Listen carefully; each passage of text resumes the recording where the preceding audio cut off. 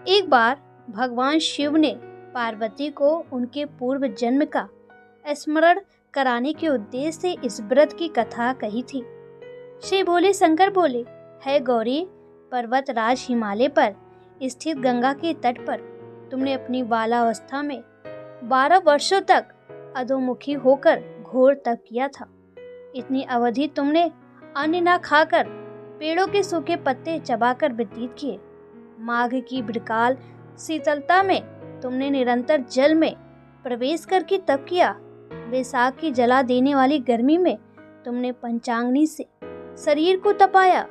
श्रवण की मूसलधार वर्षा में खुले आसमान के नीचे बिना अन्न जल ग्रहण किए समय व्यतीत किया। तुम्हारे पिता तुम्हारी कष्ट साध तपस्या को देखकर बड़े दुखी होते थे, उन्हें बड़ा क्लेश होता था। तब एक दिन तुम्हारी तपस्या तथा पिता के क्लेश को देखकर नारद जी तुम्हारे घर पधारे। तुम्हारे पिता ने हृदय से अतिथि सत्कार करके उनके आने का कारण पूछा। नारद जी ने कहा, गिरिराज, मैं भगवान विष्णु के भेजने पर यहाँ उपस्थित हुआ हूँ। आपकी कन्या ने बड़ा कठोर तप किया है। इससे प्रसन्न होकर वो आपकी सुपुत्री से विवाह करना चाहते हैं। इस संदर्भ में आपकी राय जानना चाहता हूँ। नारद जी की बात सुनकर गिरिराज गदगद हो उठे। उनके तो जैसे सारे क्लेश ही दूर हो गए। प्रसन्न चित्त होकर वो बोले, श्रीमान, यदि स्वयं विष्णु मेरी कन्या का वरण करना चाहते हैं तो भला मुझे क्या आपत्ति हो सकती है। वो तो साक्षात ब्रह्मा है। हे महर्षि, यह तो हर पिता की इच्छा होती है कि उसकी पुत्री सुख संपदा से युक्त पति के घर की लक्ष्मी बने।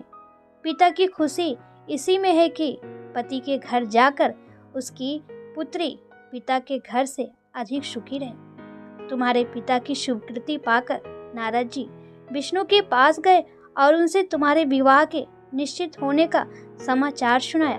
मगर इस विवाह सम्मत की बात जब तुम्हारे कान में पड़ी तो तुम्हारे दुख का ठिकाना न रहा। तुम्हारी एक सखी ने तुम्हारी इस मानसिक दशा को समझ लिया और उसने तुमसे उस दुख का कारण जानना चाहा। तब तुमने बताया, मैंने सच्चे हृदय से भगवान शिव शंकर का वर्णन किया है, किंतु मेरे पिता ने मेरा विवाह विष्णु जी से निश्चित कर दिया। मैं विचित्र धर्म संकट में हूँ। अब क्या करूँ? प्राण छोड़ देने के अतिरिक्त अब कोई भी उपाय शेष नहीं बचा है। तुम्हारी सखी बड़ी ही समझदार और सूझबूझ वाली थी। उसने कहा, सखी, प्राण त्यागने का इसमें कारण ही क्या है? संकट के मौके पर धैर्य से काम लेना चाहिए। नारी के जीवन की खुशी इसी में है कि पति रूप में हृदय से जिसे एक बार स्वीकार कर लिया, जीवन पर्याप्त उसी से निर्वाह करे। सच्ची आस्था और एक निष्ठा के समझ तो ईश्वर को भी समर्पण करना पड़ता है। मैं तुम्हें घनघोर जंगल में ले चलती हूँ, जो साधना स्थली भी हो और जहाँ तुम्हारे पिता तुम्हें खोज भी न पाए। वहाँ तुम साधना में लीन हो जाना। मुझे विश्वास है कि ईश्वर अवश्य तुम्हारी सहायता करेंगे। तुमने ऐसा ही किया। तुम्हारे पिता तुम्हें घर पर ना पाकर बड़े दुखी तथा चिंतित हुए। वो सोचने लगे कि तुम जाने कहाँ चली गई। मैं विष्णु जी से उसका विवाह करने का प्रण कर चुका हूँ। यदि भगवान विष्णु बारात लेकर आ गए और कन्या घर पर ना हुई तो बड़ा अपमान होगा। मैं तो कहीं मुंह दिखाने के योग भी नहीं रहूँगा। यही सब सोचकर गिरिराज ने जोर शोर से तुम्हारी खोज शुरू करवा दी। इधर तुम्हारी खोज होती रही और उधर तुम अपनी सखी के साथ नदी के तट पर एक गुफा में मेरी आराधना में लीन थी। भाद्रपद शुक्ल तृतीया को हस्त नक्षत्र था। उस दिन तुमने रेत के शिवलिंग का निर्माण करके व्रत किया। रात भर मेरी स्तुति के गीत गाकर जागी। तुम्हारे इस कष्ट साध तपस्या के प्रभाव से मेरा आसन डोलने लगा। मेरी समाधि टूट गई। मैं तुरंत तुम्हारे समक्ष जा पहुंचा और तुम्हारी तपस्या से प्रसन्न होकर तुमसे वर मांगने के लिए कहा। तब अपनी तपस्या के फलस्वरूप मुझे अपने समक्ष पाकर तुमने कहा, मैं हृदय से आपकी पति के रूप में वर्ण कर चुकी हूँ। यदि आप सचमुच मेरी तपस्या से प्रसन्न होकर आप यहाँ पधारे हैं तो मुझे अपनी अर्धांगिनी के रूप में स्वीकार कर लीजिए। तब मैं तथास्तु कहकर कैलाश पर्वत पर लौट आया। प्रातः होते ही तुमने पूजा की समस्त सामग्री को नदी में प्रभावित करके अपनी सहेली सहित व्रत का पालना किया। उसी समय अपने मित्र, बंधु व दरबारियों सहित गिरिराज तुम्हें खोजते खोजते वहां पहुंचे और तुम्हारी इस कष्ट साथ तपस्या का कारण तथा उद्देश्य पूछा। उस समय तुम्हारी दशा को देखकर गिरिराज अत्यधिक दुखी हुए और पीड़ा के कारण उनकी आंखों में आंसू उमड़ आए थे। तुमने उनके आंसू पोंछते हुए विनम्र स्वर में कहा, पिताजी, मैंने अपने जीवन का अधिकांश समय कठोर तपस्या में बिताया है।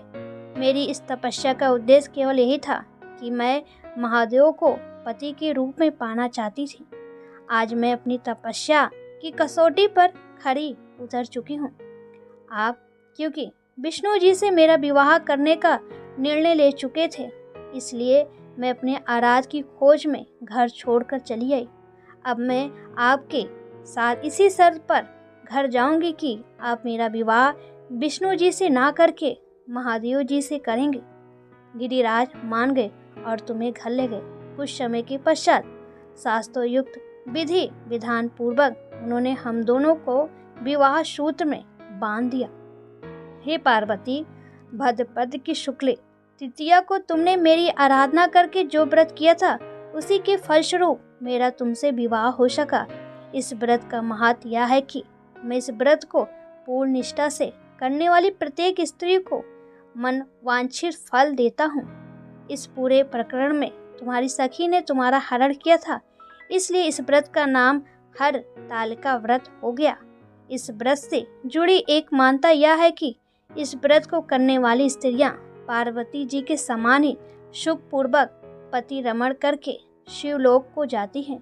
सौभाग्यवती स्त्रियां अपने सुहाग को अखंड बनाए रखने और अविवाहित युवतियां मन मुताबिक वर पाने के लिए हरि तालिका तीज का व्रत करती हैं। इस दिन व्रत करने वाली स्त्रियां सूर्योदय से पूर्व ही उठ जाती हैं और नहाकर पूरा श्रृंगार करती हैं। पूजन के लिए केले के पत्तों से मंडप बनाकर गौरी शंकर की प्रतिमा स्थापित की जाती है। इसके साथ पार्वती जी को सुहाग का सारा सामान चढ़ाया जाता है। रात में भजन कीर्तन करते हुए जागरण कर 3 बार आरती की जाती है और शिव पार्वती विवाह की कथा सुनी जाती है। इस व्रत के व्रती को शयन का निषेध है, इसके लिए उसे रात्रि में भजन कीर्तन के साथ रात्रि जागरण करना पड़ता है। प्रातः काल स्नान करने के पश्चात श्रद्धा एवं भक्ति पूर्वक किसी सुपात्र सुहागिन महिला को श्रृंगार सामग्री, वस्त्र, खास सामग्री, फल, मिष्ठान एवं तथा शक्ति आभूषण का दान करना चाहिए। रेत के शिवलिंग बनाए हैं तो उनका जलाशय में विसर्जन किया जाता है और खीरा खाकर व्रत को संपन्न किया जाता है। दोस्तों, जय शिव पार्वती लिखना ना भूलें और जो स्त्रियां व्रत हैं प्लीज़ कमेंट में ज़रूर बताएं।